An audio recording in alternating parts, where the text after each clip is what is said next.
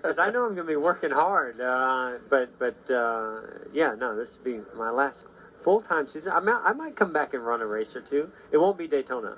I'm so thankful for Jeff and what he's done for our sport on many, many levels, including my opportunity to race for the team. And it's going to be wild watching a guy that I looked up to and, watched race Thursday Night Thunder back with that cool mullet and mustache, be in his final year of racing. And, I know he wants to go out on top. It'd be great to see it. We've seen all these guys like Terry Labonte and Bobby and those guys, retire and dabble afterwards and just have fun. Race a race here and there, and I think that he'll continue to do that. I'll be surprised if this is his last Daytona 500. The fellas with Marty Smith as we get ready for the Daytona 500. Let's check out Jeff Gordon running that race. 1997, won the race out of the 6th position.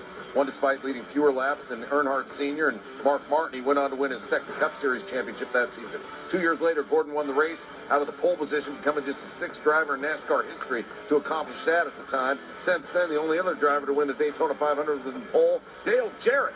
In 2005, Gordon won his 3rd career Daytona 500, including Gordon. Only 5 men in history have won the Great American Race 3 times. All of those drivers but Gordon are in the NASCAR Hall of Fame. Of course, he'll be in